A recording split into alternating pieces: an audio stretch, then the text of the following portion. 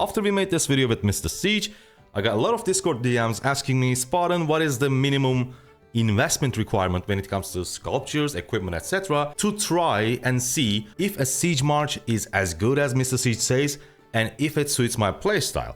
And the funny thing is, we already touched on that in the video actually, but it's a pretty long one, so I don't expect everyone to watch the whole thing. And that's why I decided to make a compact version of that specific part about the minimum requirements to try a siege march, try the playstyle, and still get decent reports even with very low investment. So even if you say that, okay, sieges are not for me, the setback on your account is going to be so minimal.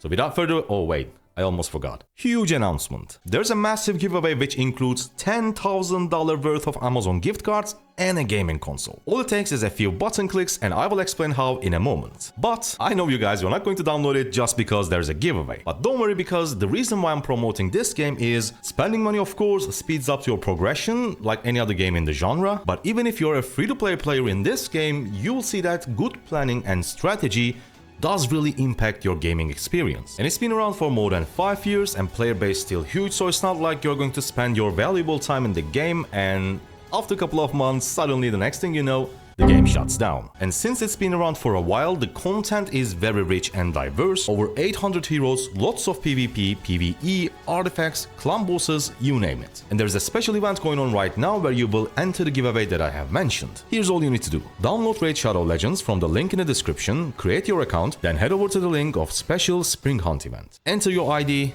and voila. The event will end soon, so you better do it now.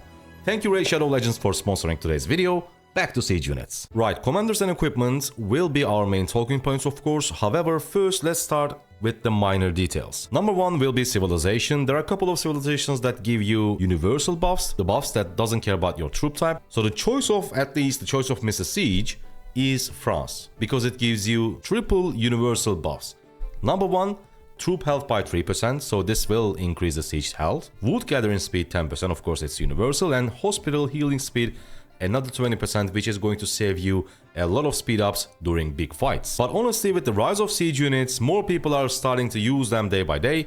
I think Lilith is going to release a siege specific civilization and I cannot wait to see what they will release. And that of course is going to be great for people who are specifically using, in my opinion, multiple siege marches. Now for city skins, we will have two different options. The first one is for people who are on a low budget, and the second one is if you have the luxury of using or acquiring a Zenith of Power city skin. This is the low budget option, magical, I don't even know how to pronounce it, and it was a city team released in 2023 during the Christmas event, but I think in near future actually, we will get more siege unit city skins. And the next option for people who can get a Zenith of Power city skin, it can be something like Ancestral Hall or this one I guess, yes, Saga of the Longship.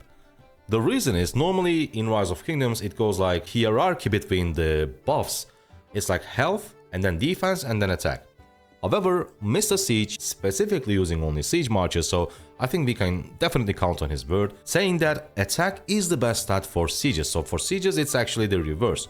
He says even defense is better than HP, but that's a topic for another day. So troop attack is his number one priority, because the whole purpose of tower mode, those range attacks, is to deal as much damage as possible in a short period of time. While you're in a tower mode, you want to deal maximum amount of damage, and attack is going to help you a lot with that. So if you have the luxury, as I said, get yourself a universal troop attack city skin. One last thing is going to be the troops. Of course, tier 5 units are going to perform the best like they do for any other unit type. However, tier 4 units are going to be enough for you to at least see if the playstyle of siege is going to be good or not, because when you start getting those commanders to a decent level and the equipment, that's what we're going to discuss next, even tier 4 units are going to be enough for you to get decent reports, like 1 to 1.5, 1 to 2 reports with your siege marches. I have not played with a siege march so far, so everything that I'm saying coming from people who are actually using siege marches, so if they're saying that you can get really good reports even with tier 4 units, I'm gonna assume that they're correct. Now, the good part. Commanders and equipment. Right now there are 4 engineering commanders in Rise of Kingdoms: Margaret, Babur, Cordoba, and Gajahmada. And the most popular pairings are usually the Margaret primary, Cordoba secondary, or Cordoba primary, Gajahmada secondary. And as you can see, Cordoba do have a place in both configurations, so he's going to be our priority. And I would say the second one is Margaret, because yes, Gajahmada is super tanky, especially with this 40% siege unit health bonus from one skill is insane. However, since with your siege marches, your ranged marches, as I said in the city skin section, your goal is dealing maximum amount of damage in a short period of time while you're in the tower mode. And that's why I would say Margaret primary, Cordoba secondary is going to be your best option. And when it comes to number of sculptures that you need to invest on those commanders, Margaret and Cordoba both work really good at 5-5-1-1. However, this is your absolute minimum investment, right?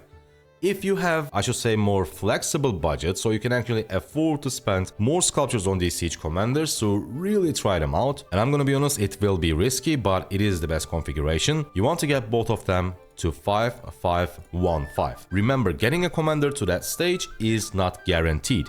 You will need a lot of skill resets. However, if you want to say, as I said, I'm repeating myself, but I really emphasize on that, if you want to try low investment siege marches, but you want to do it with their most optimal state, like the best return for the investment, then yes, you want to go for 5-5-1-5 for both commanders. So either 190 sculptures, both of them, so it's in total 380, or 380 sculptures on both commanders, which is going to be 760 sculptures in total. Now again, for equipment, I will also give you two different options. Number one is going to actually surprise you, but it's really good. It is the Harvester set. Normally you will look at this set as a pure gathering set, right? However, if you actually read the stats, they are so good. For example, Expedition War Helm, I will say this is one of the best blue equipment in the game, and it gives you 6% of cavalry stats. And if we take a look at Harvester Headscarf, it also gives 6% siege stats. This is insane. Let's take a look at the chest. Again, 6% siege stats. And the best blue chest piece, Commander's Heavy Armor for Archers, 6%. Oh, look at that. For the legs, it's another 6%. And the best one, Graves of the Exile, is again 6%. So, stat-wise, Harvester set is actually so good. However, there is something even better. You don't use quote-unquote actual materials. You don't use ebony, you don't use leather. You only use the most, again, quote-unquote, the most useless, most worthless material, which is the animal bones. And that's so good because even let's say in a scenario where you craft a set and you didn't like the tower mode, you didn't like fighting with them, so you can just use it. I mean, of course, you can always dismantle it to get all the animal bones back, but what you're gonna do with it? So you just use it on a gathering march. However, this set is of course missing two pieces. We have the helm, chest, legs, and the boots. For the weapon, you will of course craft this one, which gives you siege attack. Remember, attack is going to be your most desired stat for siege units. And we will finish it off with the gloves, Knight's Battle-Worn Gauntlets, and these two pieces, not only they give you really good amount of raw stats, but both of them also provides march speed for siege units, which is really necessary for your range marches. Now, if you want to take things a little further, then of course what you're gonna do is quite simple.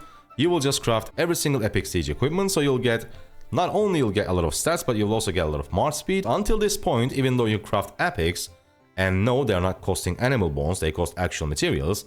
However, when you dismantle your epic, you get all the materials back, right?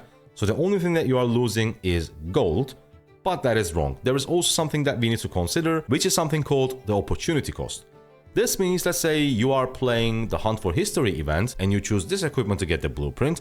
This means you are losing the chance of getting either another equipment blueprint or just raw material. So there is this opportunity cost, but I think it's worth it if you have some extra materials. And if you don't mind losing half of your materials, aka crafting legendaries, because if you dismantle a legendary equipment, you will only get half of the materials back, which is really bad. You want to craft the legs and the boots. There are two reasons for that. Number one, they both are from the siege unit set. So when you craft both, you get the extra 2 pieces bonus. And also, if we take a look at the epic versions for legs and the boots, this doesn't give us any march speed. And this again, no march speed. So not only we are crafting better equipment, not only we are crafting 2 pieces from the set, but also we are replacing the equipment that doesn't have any march speed with the ones which have better stats, and on top of that, extra march speed. And let me quickly touch on the armaments as well, because maybe some people doesn't know it, but V formation is the armament that you must use, because if you take a look at the description, it says